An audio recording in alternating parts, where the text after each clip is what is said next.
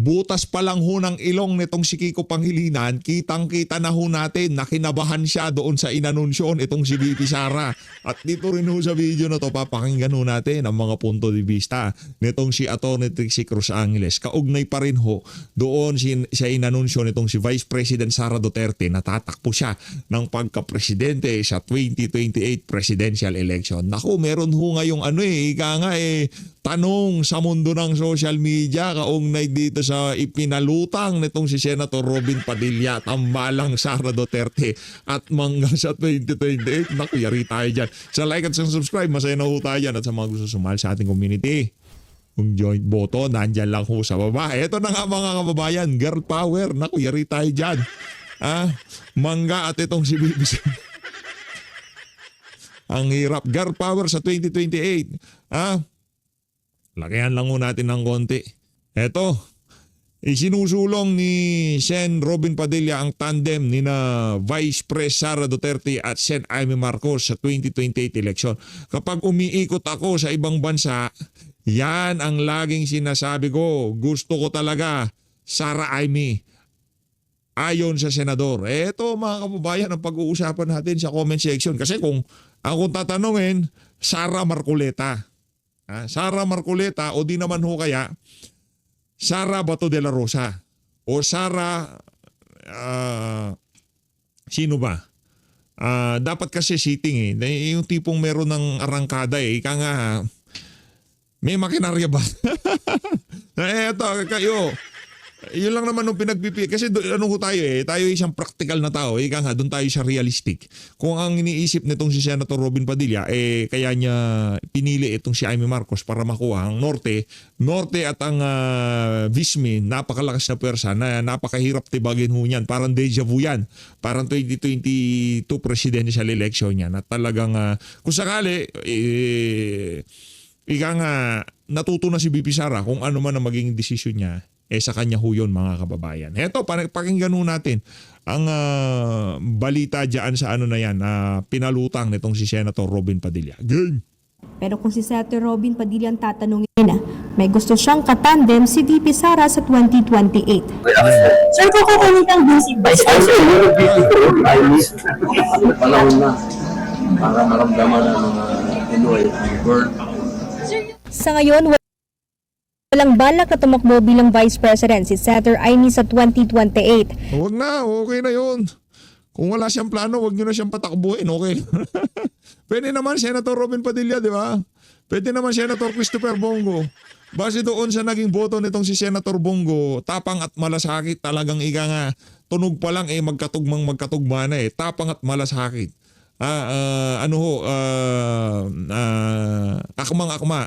Kung sakali man marami ho tayong option, marami tayong ika nga pagpipilian dyan. Nandiyan si Senator Rodante Marcoleta, sinasabi ko na nga. Practical lang tayo dito, kumbaga kung sino yung nakikita nating mataas ang potensyal para manalo, yun ho talaga ang... pero itong si Mangga, kung meron tayong alternative, huwag yan, mahirap yan, Marcos na naman yun Baka biglang sumaltik sa utak yan, mahirap na. Hindi ho natin na gaanong talagang gusto yung mga Marcos na yan. Kumbaga may phobia na tayo dyan. Pagka naririnig ko yung apelidong Marcos, gusto kong sipain sa mukha kung sino. Ito tayo kay Kiko Matching. Kiko Matching, anong balita? Ako, malayo pa ang 2028. 2026 pa lang ang tinitingnan. Teka. Baka ika nga para magkalinawan tayo dito. Ano bang tanong natin kay Senator Kiko Matching? Senator, ano ho bang masasabi nyo sa naging anunsyo ni VP Sara? Ako, malayo pa ang 2028. 2026 pa lang ang tinitingnan ko. Malayo pa ang 2026 ay 2028 pero nagko-consolidate na sila ng pwersa. Palakpakan. Iisa-isahin ko mga kabalbalan ng matching na yan. Malayo pa ang 2028 pero itong si Risa Hontiveros nag-i-station hopping na at pinaparamdam ang presensya niya sa sambayan ng Pilipino na potensyal siyang kandidato sa 2028. Palakpakan. Malayo pa ang 2028 pero pinipilit na salansanin itong si VP Sara sa pamamagitan ng impeachment dyan sa Senado. Palakpakan. Walang halong pamumulitika. Nakapokus itong si Kiko Matching sa 2026. pero paano yung paghahandaan ng anong challenge sa opposition? 2026 pa lang ako na natuto. lang ang aking Akala mo naman talaga merong bitaw ang mga ilong niya. Diba? Wala namang bitaw ang ilong mo, Brad. Kung iniisip mo na isa ka sa mga tinitingnan bilang magiging kandidato sa 2028, lang yan. Uy, tigilan mo yung pag-iilusyon. Anak ng tokwa, hindi mangyayari yan. Hindi ka magiging vice o presidente. Wala kang bilang. Partida, kung di mo pala naasawa itong si Sharon Cuneta, di ka man mananalo sa mga tinakbo mo sa politika. Tumakbo ka ng vice president, partida, sinuportahan ka na lahat ng dilaw, pink, lahat ng mga siraulo. Isama mo pa yung asawa mo na ang daming ex. Diba? Totoo naman. Robin Padilla, Gabi, basta Gabi. Araw Gabi. Inaraw Gabi ba si Sharon noon? Pelikula yun ha, Araw Gabi, di ba? Uy, wag yung ganyan si Sharon, iiyak yung si Kiko Matsing. Ito, dito na tayo kay commentary ako kayo dito sa dito sa kay tawag dito kay Mangga at Bibi Sara. Kung ako papapiliin, marami tayong naiisip na ika nga pang sure win para walang panggulo kung sakaling manalo yung magtandem. Pero kung naiisip nila, nasa laylayan yan si Aimee nung panahon ng kampanya. Sa totoo lang, nasa laylayan ho yan. Ang number 1, Robin Padilla, Bongo. Alam ko, hindi lahat kayo gusto yung mga pangalan na binabanggit ko. Pero yan, kilala mga kaalyado. Si Aimee kilala namang kaalyado, pero Marcos nga eh. Mahirap na. Korekta ho tayo kay Atty. Trixie. Opo, kanina nga po ay nagpahayag na po ang pangalawang Pangulo na siya po ay tatakbo sa 2028. Ano po ang nakikita nyong advantage nito? Kasi meron pang at least mahigit 2 taon. And disadvantage kung meron man po or timing itong kanyang anunsyo po, attorney. Well, tingin ko marami ring mga factors yan ha. Pero ang maganda dito sa kanyang maagang pag-announce ay makonsolidate niya yung kanyang support base. Hindi ito malalagas at maaakit sa ibang mga kampo. Maaga pa lang, nag-establish din siya ng kanyang leadership. So, kung totoo yung tinatawag nila o ina-identify nilang DDS, yung mga very dedicated na support ni VP Inday among the electorate, in-establish na niya yung kanyang leadership at makakagather yung kanyang support around her. Mahalaga, lalong-lalo na sa panahon na ito, na tuloy-tuloy ang mga tinatawag nating communications operations laban sa kanya, na sa salita lamang may mga lumalabas na akusasyon, sinisiraan siya through means of yung mga fake news na lumalabas online and as well as yung ibang mga statements na inuulit-ulit na nanggagaling sa mga opisyales ngunit wala namang katotohanan.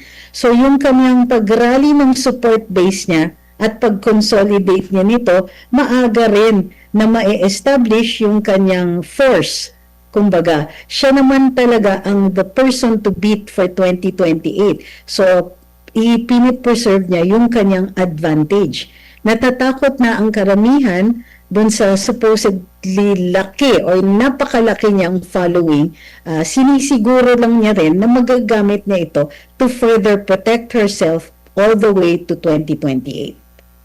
Opo, dito naman po kasi parang sa kasalukuyan meron ng 4 na impeachment complaint laban sa pangalawang Pangulo. Sakaling umusad po ito or baka doon pa lang sa komite, baka may nakikita po ba kayong mga pagbabago at sakaling umusad ito after ng komite sa plenaryo? Alam natin numbers game ito. Ngayon na nagpahayag ang pangalawang Pangulo, meron bang epekto ito sa kaisipan at sa desisyon ng mga kongresista po na boboto rito? Tingin ko meron. Kasi pag maaga siya nagdeklara, ang maraming nagsasabi kasi na kaya siya nagdeklara ay para dahil nga na worried siya about the impeachment at maikakast niya ito, pamumukha niyang politika lang ang itong impeachment. But for me, if that is the strategy, medyo late na yan. Itong pag-declare niya ng kanyang leadership, dino-draw out niya yung support niya. Pag naging halos face-to-face na, maihaharap yung katotohanan doon sa mga kongresista o mga representante na boboto dito sa initial stage ng impeachment, baka sakaling ma-realize nila na hindi lang po rumor yung kanyang pagiging person to beat in 2028, backed up ito by an enormous support. Kumbaga, dino-draw out ni VP Inday itong support niya at ito ang haharap sa mga kongresista. Seeing this kind of support, nakaka-demoralize naman sa kanila talaga on their part. Kung maaalala nyo last year, no, lumabas yung listahan ng mga kongresista na bumoto for impeachment. Hindi pa po nawawala yung listahan na yan, naaalala pa ang mga pangalan nila. At antabayanan din ang mga pangalan ng mga gustong magpa-impeach kay VP Inday. And mayroong consequences ito for 2028. Doon sa maagang maituturing ba itong maaga din? And if ever man na maituturing din na maaga, hindi rin ba mas mahaba-haba yung possible na pagdadaanan niya ng mga paninira? Kasi alam na legit na ito'y tatakbo. So, mahaba-habang panahon yan. Or, nakita na natin dito sa mga nakalipas na mga taon, na pinukpok na siya lahat na ng mga akusasyon, kung may ipupukpok pa ba sa kanya sa natitirang 2 taon mahigit ng kasalukuyang administrasyon? Sa totoo lang, Admar, kampanya pa lang ng 2022, tinitira na siya. Hindi lang halata at hindi lang lumabas yung mga kwento na yon. Pero mismo na si VP Inday ang nagkwento. During the campaign, nakakarinig siya at may mga naranasan siya doon na nag-tip off sa kanya na tila parang hindi yata tama yung kanyang mga naririnig at nararanasan. Noong 2023, medyo halata na masyado yung kanyang yung pagtira sa kanya dahil nung humarap siya sa Kongreso para sa kanyang budget, nakarinig na siya ng pagbabatikos sa isang budget na ginarantiya sa kanya ng no less than the President. So nagdi-defend siya ng isang budget na sinabihan siya ng presidente na, o sige, ito, bibigay to sa iyo, makukuha mo itong budget na to. Tapos biglang ang hinaharap niya, mga kaalyado ng presidente na bumabatikos sa kanyang budget. So maaga niyang na-realize na it is not a friendly administration. Hindi sila friends. Pero, yun nga, brave siya, tinuloy niya, hinarap pa rin niya, in the hopes na mag-work pa rin yung kanyang cooperation with the administration at kung gagawin niya ng tama yung kanyang trabaho and it will be at least all right, may accomplishment. Pero hindi siya tinigilan. So itong pagtitira sa kanya, hindi na ito news. Kampanya pa lang meron na. So ano yung difference? Mag-declare siya ngayon o mag-declare siya later? Hindi naman titigil ang batikos at mga operasyon laban sa kanya. It makes sense. Diba? Yarin lamang na wala rin lang naman ho kasing ano yan kahit na anong mag-decision si VP, hindi mag-decision si VP sa sobrang mahal na sambayan ng Pilipino si VP, kahit hindi niya sinabing kahit sabihin niya hindi siya tatakbo, titirahin pa rin ho siya. Kahit pagka sinabi niya tatakbo siya, titirahin pa rin naman ho siya. Ngayon, kung magdeklara siya, hindi siya magdeklara, siya pa rin ang makikita na number 1 na kandidato sa 2020. Might as well magdeklara na siya. Di ba? Kasi wala rin lang naman. Para at least tayo mga taga-suporta niya, talagang mag-rally na sa likod nitong si VP Sara. Tuloy-tuloy na ho yan hanggang sa 2028 presidential election. Nagpakilalang oposisyon, na questionable ba kung opposition ba talaga sila? Sa tingin nyo po, kung maaga sila maglalabas din ng mga pambato, magkakaroon ito ng dating, or ngayon pa lang nakikita nyo, nahihirapan talaga sila kasi walang kumakagat, mayroon bang kumakagat doon sa mga personalidad na nagpapakilalang sila ang oposisyon? Merong isang maingay pero parang walang dating, attorney. Well, pangalanan na natin sila. Very available daw si Senator Risa Hontiveros na magiging standard bearer ng United Opposition.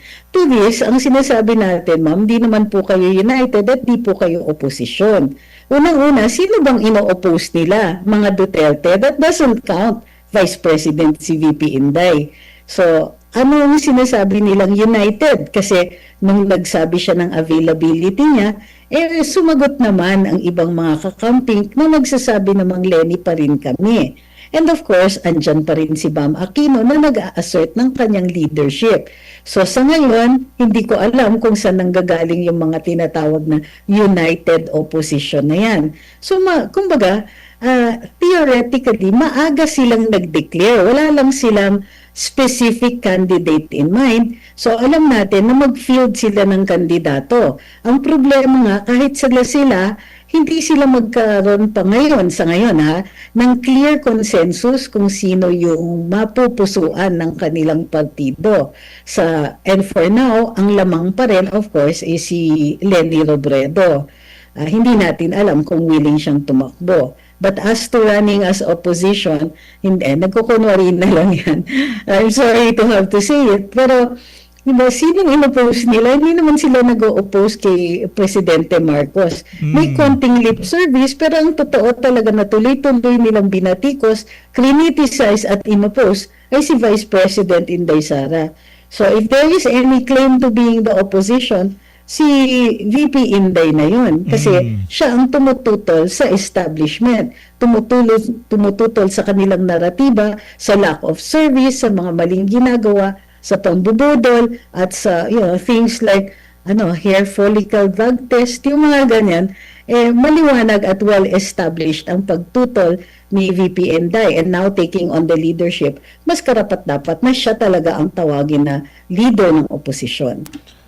Si former President Rodrigo Duterte, kumbaga, umugong yung kanyang pangalan dahil sa kanyang naging performance sa kanyang syudad, which is napakalayo pa, nasa Mindanao pa na bahagi, umugong, the way, style ng kanyang pamumuno. At ang mga tao, kumbaga, hindi siya kagaya ng ibang mga nagiging national figure. Sa kanya talagang, alam mo yung organic, no? Word of the mouth siguro ng mga residente doon, nakapunta doon.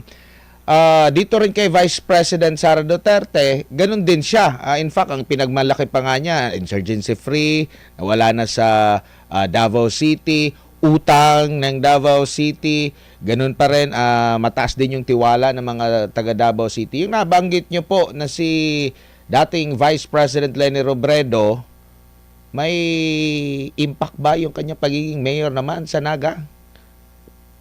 Well, dun sa local politics na naririnig natin dyan sa area niya, I think meron pang mga constituents siya who are a little disappointed na hindi siya tumakbo for governor or na-challenge yung mga ruling families dyan.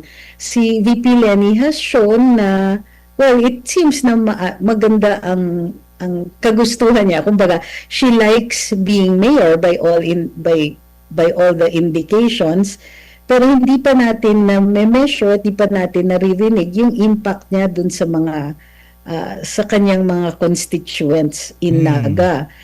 Baka in the next year. Hindi, base sa aking naririnig, yan Naga daw na yan, Attorney Trix, marami daw dyan flood control. Madami daw flood control dyan sa lugar na yan, itong si Lenny Robredo. Totoo ba yon sa mga kababayan natin taga-Naga dyan, ha? Ramdam nyo ba yung mga proyekto ng administrasyon dyan sa Naga? Marami daw binuhos na pera dyan, dyan sa lugar nitong si Aling Lenny, no? Meron pang nalalaman-laman yan na lumulusong sa baha. Pero nung nanalo na, wala na. Tapos na usapan. Higa nga, gusto lang pala pwesto.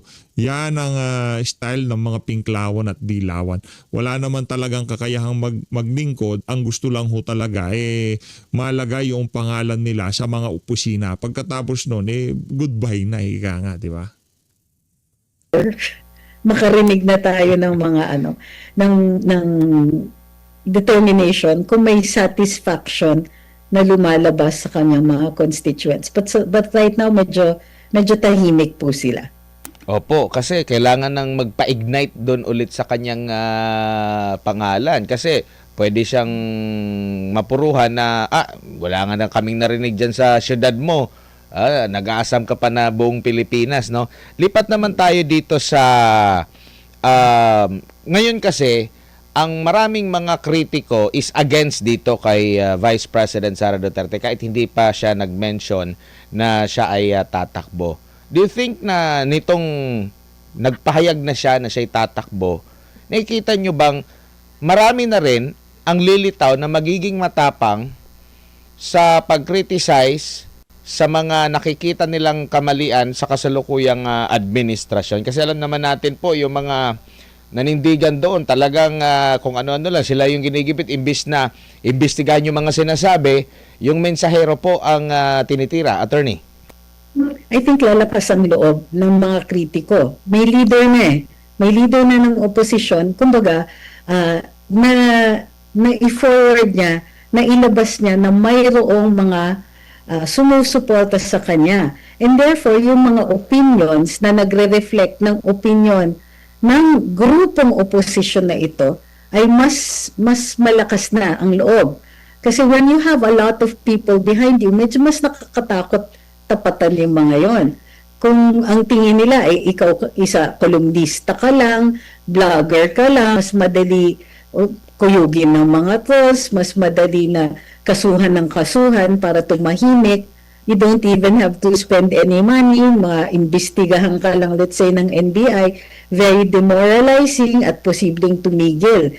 Or posible yung mga nakakakita ng mga vloggers na nakakasuhan, tinatawag sa NBI and all that, may chilling effect yan. But Sara Duterte, rising to stand as a leader, at leader nitong mga kapareho niya ng pananaw, lalong-lalo na yung tinatawag na DDS, ay mas nakakalakas na ng loob. Hindi na nag-iisa yung mga bumabatikos sa administrasyong kabati-batikos naman. Attorney, magandang gabi, si Almar po ito. Bilang isang lawyer po, attorney, dito po sa impeachment ni VP Sara, meron bang sapat na basihan o legal na basihan yung impeachment complaint laban kay VP Sara, o ito'y pilit lang na binubuo para magmukha na may kaso? Very unique yung position kasi ng Vice President.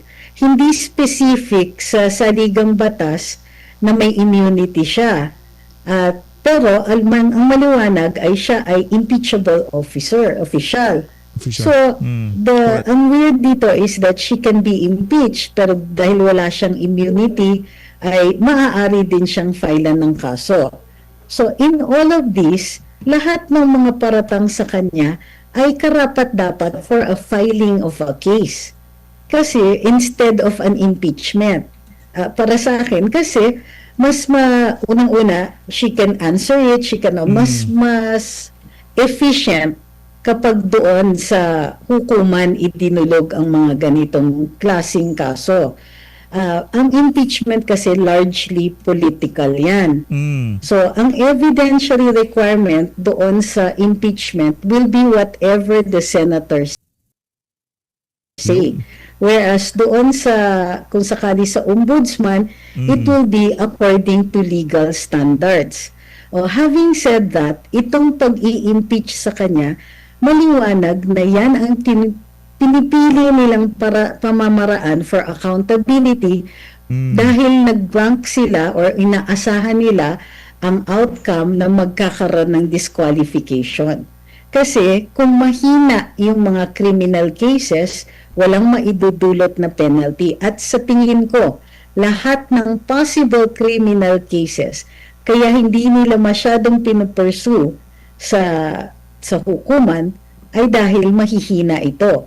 Pero ang mahina na kaso, pwedeng dalhin sa impeachment dahil ito ay largely political na proseso at makukuha sa pakikiusap ng mga kasamahan or mga colleagues doon sa, pwede rin both sa House at saka sa Senado.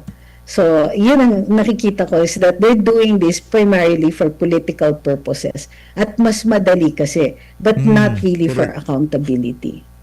Attorney, tama ba yung naman ho yun? pagkakaintindi ko? Correct me Wala. if I'm wrong. Hindi grounds for impeachment yung mga Wala hong accountability nga involved dito sa ano na to, dito sa usapin ng impeachment na to. Ang impeachment to talagang political ho yan, walang accountability. Kasi kung accountability talagang pinag-uusapan natin dito, diyan pa lang ho sa COA, hindi na ho nakalusot itong si VP Sara. Kaso binigyan nga ng unmodified opinion ang tanggapan ng pangalawang Pangulo at ng Department of Education nung siya pa ang secretary ng DepEd. allegation laban kay VP Sara dahil wala pang penal na findings mula sa COA or sa korte?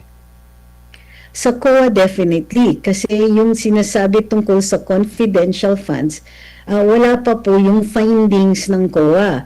Nung nagkaroon ng observation at sinabihan sila na baka kulang, hindi ko sure dun sa mga observations it's possible na kulang yung justifications or kulang yung mga resibo, kaya mayroong disallowances, maaaring i-overturn yung finding of disallowance kung magpapakita ng resibo.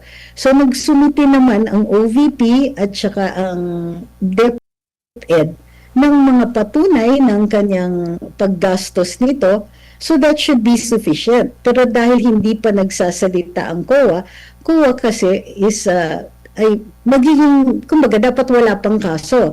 Kasi ang COA talaga ang magde-determine kung maayos yung liquidation at tama yung pagkakagastos ng pera. Pag wala yung opinion ng COA on that one, anong magiging basehan ng Kongreso?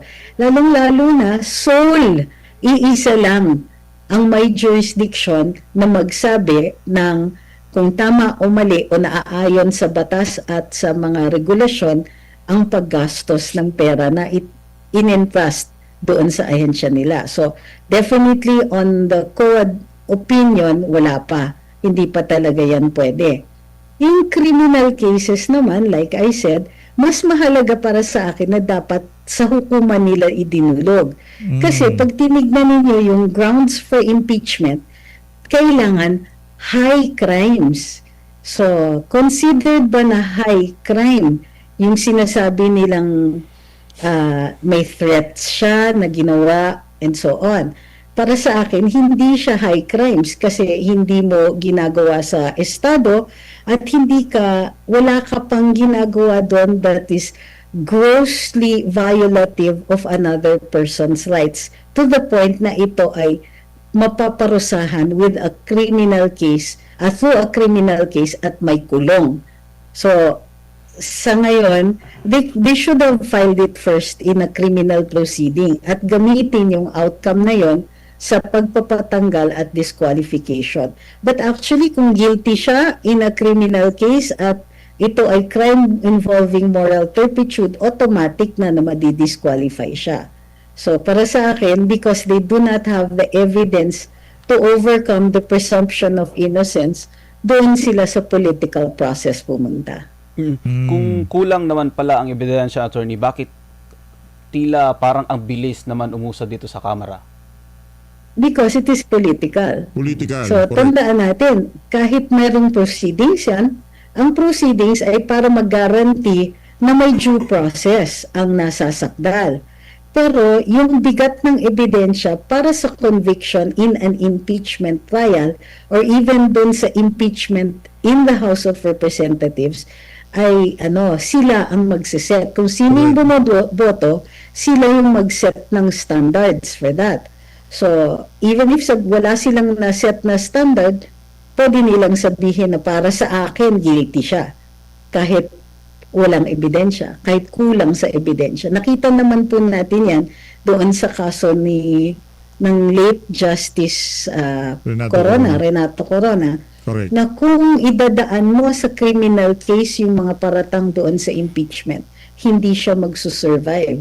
And as it turns out, yung mga hinala sa kanyang salin, sa kanyang di umanong tinatago na yaman ay napatunayan na hindi pala kanya yon at held in trust para sa pamilya ng asawa niya. So, we know na nangyayari yan. Nangyayari pa rin ang impeachment proceedings at posibleng makapagpatanggal ng isang opisyales nang hindi ka nakakaabot doon sa required amount of evidence na normally nire-require naman under the Constitution. Sa tingin po ninyo, attorney, sino po sa puntong ito, sino po yung parang tila nanganganib, yung vice presidente o yung integridad ng impeachment process mismo at yung mga nasa likod po nito? Actually, integridad ng mga taong nanunulak talaga na magkaroon ng impeachment. Alam na ng madla at marami ang supporters ni Vice Presidente. Under any standard, hindi nga dapat ito umaabot sa punto ng impeachment. Unang-una, dun sa alleged funds, sa confidential funds, maliwanag, wala pa yung final na finding ng COA. As for yung mga threats, ang mga dalubhasa nagsasabi na imposibleng krimen ito. Wala pong mangyayaring ganon because it is not factually possible. So pag impossible crime, imposible rin magkaroon ng penalty. So ang nakikita natin dito, ang motibo ay purely political. Again, sayang yung oras, pero that's how it stands. Politika talaga. Attorney, nabanggit niyo po kanina na dahil sa deklarasyon ni VP Sara na tatakbo siyang Pangulo sa darating na 2028, napapaisip na ngayon yung mga politiko sa kanilang magiging desisyon nga dito sa impeachment complaint laban kaya VP Sara. Kung sakasakali lang, attorney, na ibabasura ng Senado yung impeachment laban sa ating ikalawang Pangulo, sino bang dapat managot dito, attorney, sakasakaling maibasura yung impeachment complaint laban kay VP Sara? Yun bang mga nagsampa ng reklamo o yung Kamara po, attorney? Managot? Yes po. Actually, may proseso ito. Kung i-observe nila yung proseso at walang damage, in the sense na walang civil damages dito, walang mananagot unless mayroon ditong nagsinungaling. In which case, dahil yung mga statements ay under oath, yun po ang maaaring sabihin na maipapanagot. But because it's a legal process, normally yan, kahit sa mga criminal cases, makikita ninyo, may mga nag-aakusa. Pero pag na-acquit, sinasabi talaga na because ito sa process, binigyan ka naman ng due process, binigyan ka naman ng pagkakataon na idepensa ang sarili mo, wala yang damage. Pero kung may nagsinungaling at in the course halimbawa ng paglilitis ay may paninira at may mga opportunities lost, maaari kang humingi ng danyos for that. Usually, pwede ring i-reimburse ang court costs at saka yung costs ng abogado. Pero baka kakailanganin ng panibagong paglilitis kung hindi mo na-assert na mayroong kang damages before. Or kakaiba o hiwalay na paglilitis.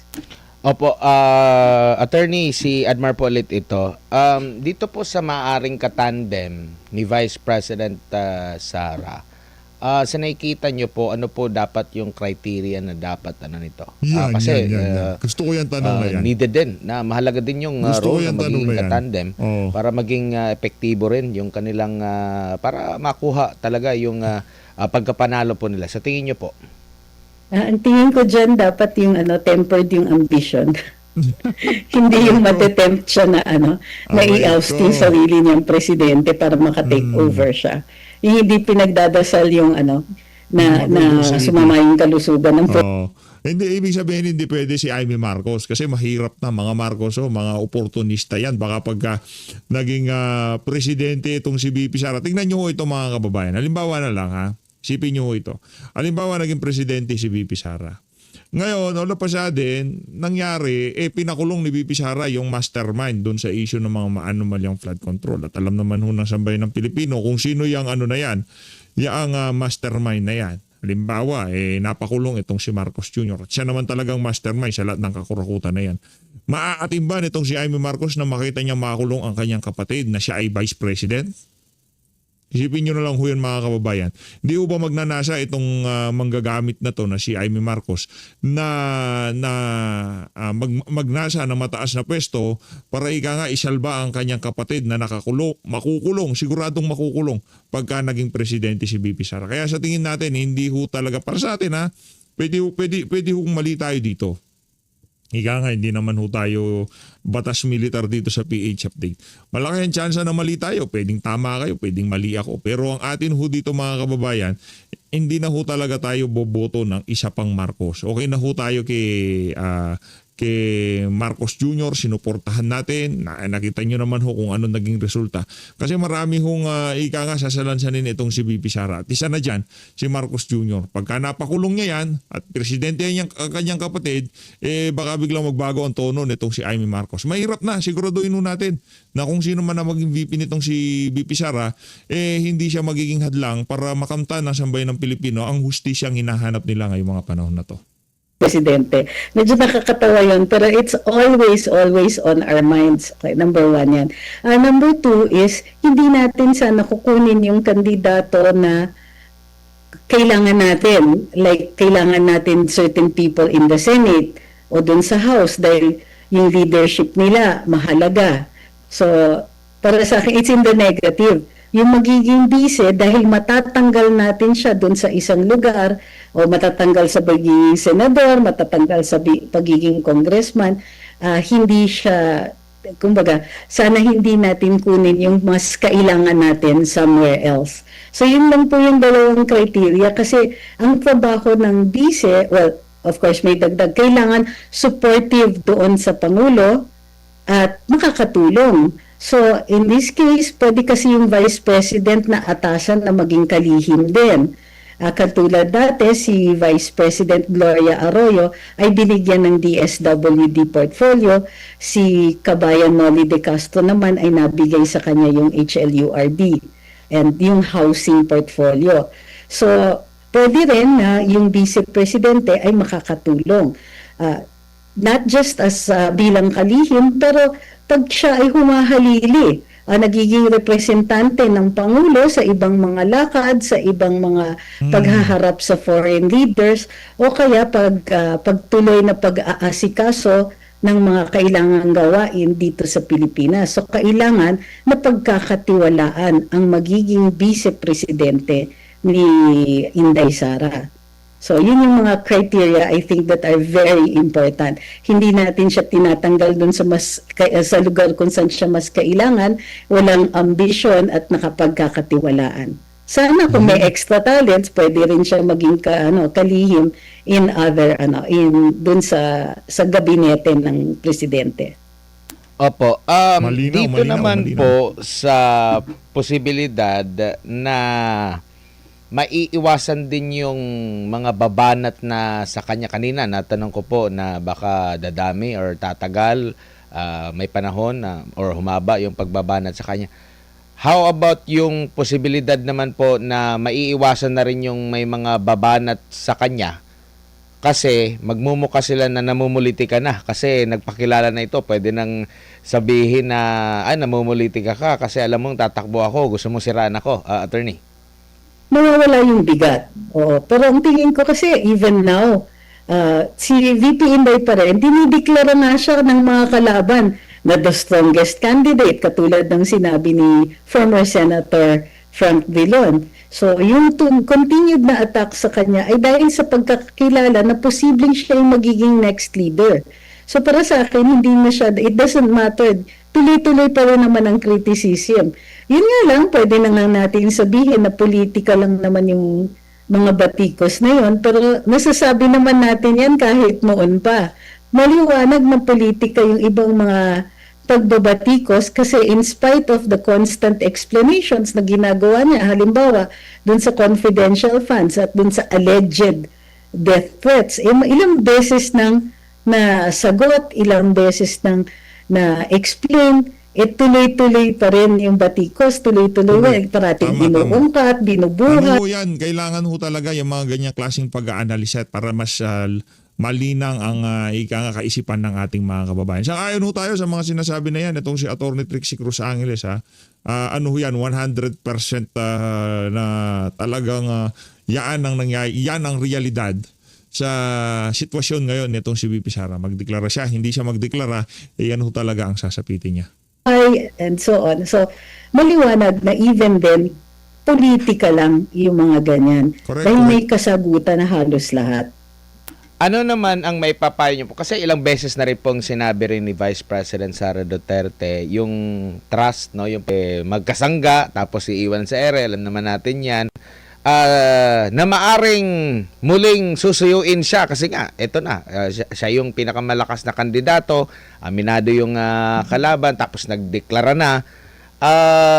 Dapat din ba na maging alerto dito ang pangalawang pangulo dahil posibleng dadami rin yung manunuyo sa kanya, attorney, at maiwasan yung mga sabi nga niya humihingi siya ng sorry din dahil nga sa mga pagkakamali, attorney? Si tingin ko sanay na si VP dyan. Mayora pa lang marami nang lumalapit. Anak siya ng presidente. Tapos ito, nung vice-presidente siya, lalong-lalo na in the early days. Sigurado ako maraming lumalapit, gustong makipag-usap, gustong hindi po naiiwasan yan. Lahat po ng politiko, maging congressman, senator, kahit hindi ka elected official, marami po talagang lumalapit. Alam niyo naman, success, maraming lumalapit. Kahit kunwari, ina-appoint ka lang nakalihim, ang dami ng fair weather friends bigla na Totoo ho yan mga kababayan. Ayun na nga, dito na una tatapusin ang ating talakayan kaugnay dyan sa interview na yan itong si Attorney Trixie at tsaka dyan sa mga banat na yan itong si Kiko Pangilinan. Maraming salamat po mga kababayan. Mag-ingat ho kayo lahat. Natin Pilipinas.